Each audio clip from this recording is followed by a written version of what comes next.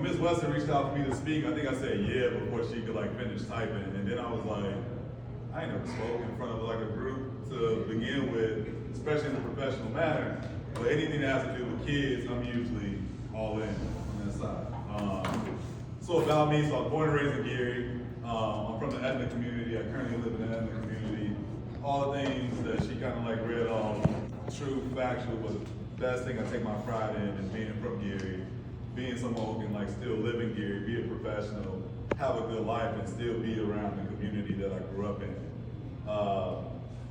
I think there's three things that I would say, as I was thinking about y'all, that I would break down and say matters. I would say number one is sometimes when you're younger, you don't understand like the power that you guys possess and like the decision-making efforts that you all have. Number two is, especially in like a social media society, I would say that there's no blueprint to like life. There's no blueprint to success and what deems success and what doesn't. And then I would say kind of what I started with you guys, which is not minimizing anything. Don't let anyone minimize you and don't minimize like yourself. So I'll start off with, when I speak, so I started podcasting probably, I don't know, a couple months ago. And I like to give perspective. Like I hate giving advice. I hate when people give me advice. I'm sorry, I don't know if y'all give advice or don't. I hate when people tell me what I should do. I hate when people tell me what I need to do. Like, there's no blueprint to it all. Like you can tell me what you've gone through. You can show me what you've gone through. And then from there I can kind of take and make it like my own because we all different on that side. So I would say from a understanding decision making and power, like y'all are leaders in every regard, right? And the decisions you make on the daily is like deposits into like your foundation, is deposits into your life, is deposits into relationships, right? Like you decide to show up on time or not show up on time. You decide what you wear to school, what you don't wear. You decide who in your crew at school, who you hang out with. As young women and young men, like you decide who you give yourself to. Like all those things matter. When you decide who you have a relationship with, it all matters along the way and builds for the future that you probably can't see right now because you got to live in the now, you know. But that power that you have from a decision-making aspect is everything right now because it pays dividends into your future. And I'm going to share a few stories with y'all which will show you the decisions I probably made early on, some of the things I probably went through, how it helped me at the journey on the way there. The blueprint side of things.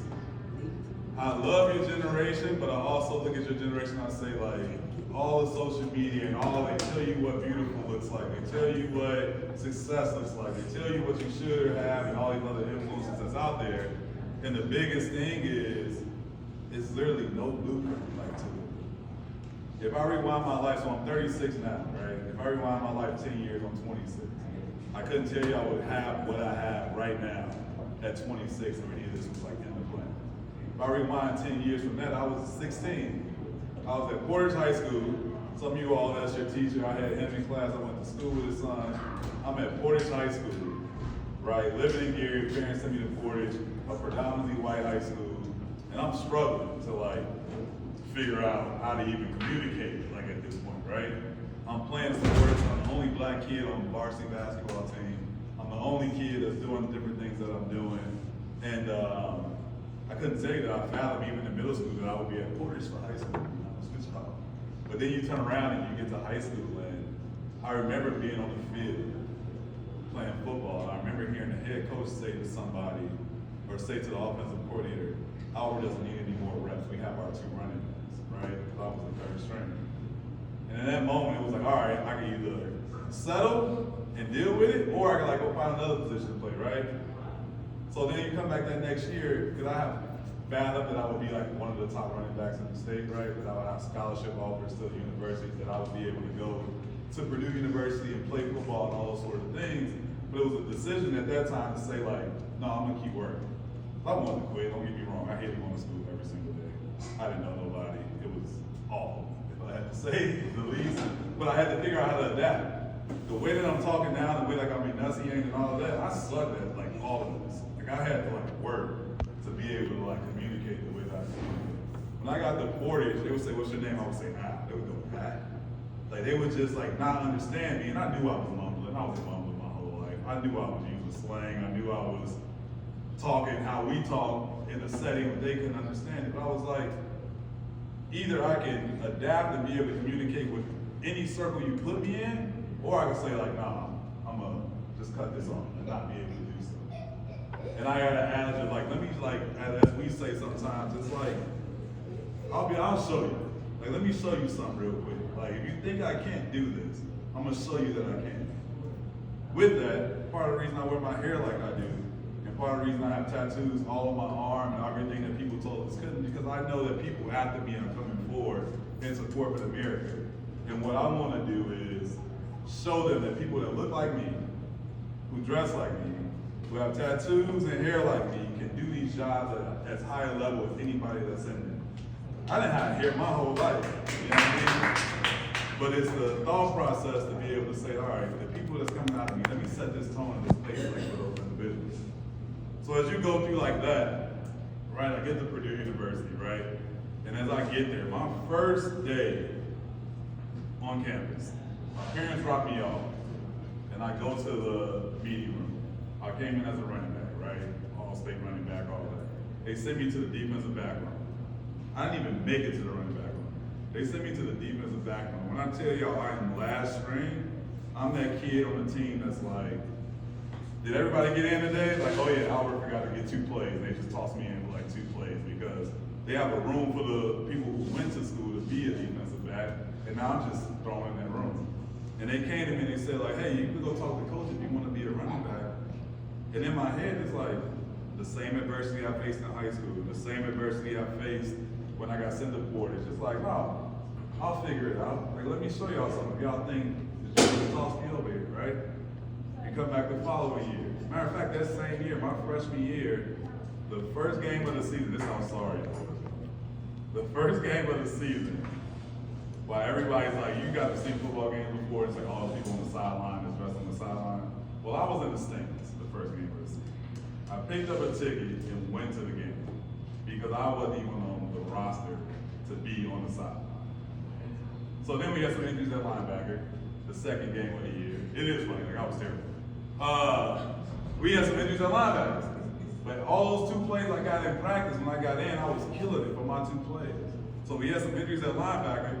In Northern Colorado, we played, I was in the stands the second week of the year, we played Oregon University at Purdue. And I'm playing linebacker because we had a couple of injuries. And they had to look around and say, who can hit hard, who can run fast and hit hard? And it's like, oh. So then I started playing some my freshman year, and you come back my junior year. That same defensive back room I was in the back of. Now I'm playing alongside 4 seniors. There's 4 seniors and me who are playing. And then my junior and senior, I come back and like start at safety the next 2 years. Because of those decisions I made, and all I can remind me of is, I went through this in high school. I went through this in middle school. Like I made these deposits into myself to be able to keep pushing this thing forward. But when I tell you it's no blueprint, it's like I couldn't fathom that in high school. I couldn't fathom that when they sent me to the defensive back room.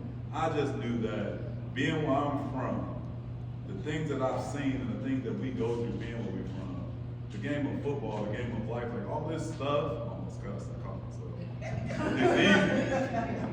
It's easy, right? Because we put in these deposits, right? We deal with these different things on a daily, so every time something comes up later in life, it brings me back to when I was y'all age.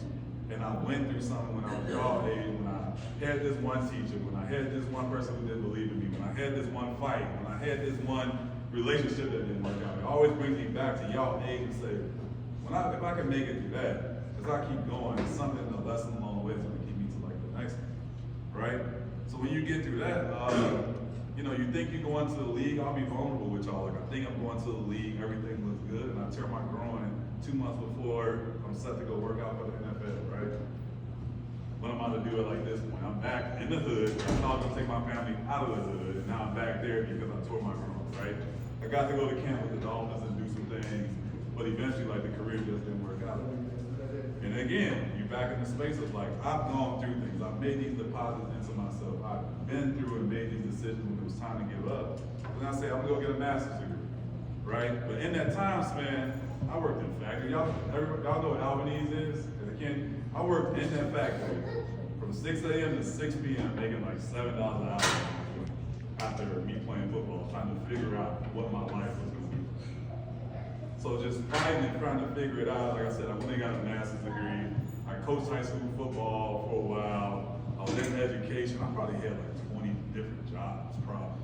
I think I had one W-2 in a year up until like I was 30. I was just switching, just trying to like figure this life out. Like, what am I gonna do next? Just figuring it out. But I knew, again, back to when I was y'all age, I'm not a quitter. And I'm a leader, and I've been through things, so I gotta keep figuring this thing out, y'all. So as you get through, you work in the factory, you be a personal trainer, you work at some housing places, you do some construction work, you do all these things that you just like keep fighting, and you keep working. So then eventually, at 29, right, in this man, I think I moved home before, for my gentleman over there, whatever you gotta do, do it. I remember having ladies and females say to me, oh, you live at home at 25, 26? It's like, yeah. I remember having homies, and for you ladies too, I remember having people who were more established at 25 and 26 than I was. And it made me feel some type of way because they was getting money and I wasn't at that point. But I had to do what I had to do for like me. So then you fast forward, right? And at 29, I get into pharmaceutical sales.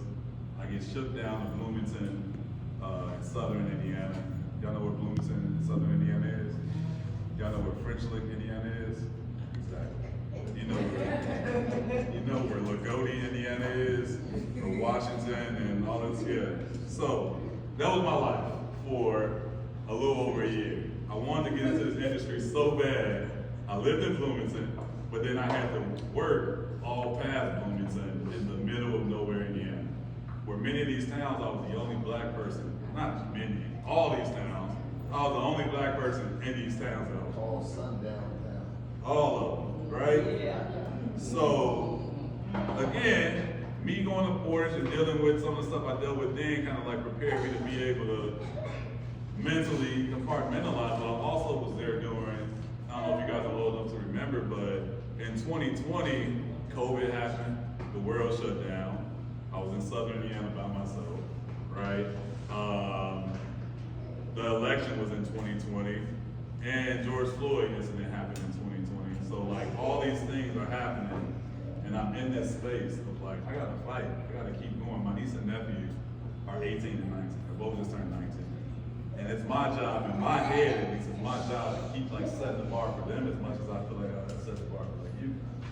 But like I said, you fast forward there, I become a manager in the pharmaceutical field, I win, I do all this stuff. Life's great, right? But the blueprint and the path to get there, if I was to sit here and say to you, like, you go play a sport, you get a degree, you get another degree, you get into this industry, you make a lot of money, I would be lying to you if I was like, that was the path.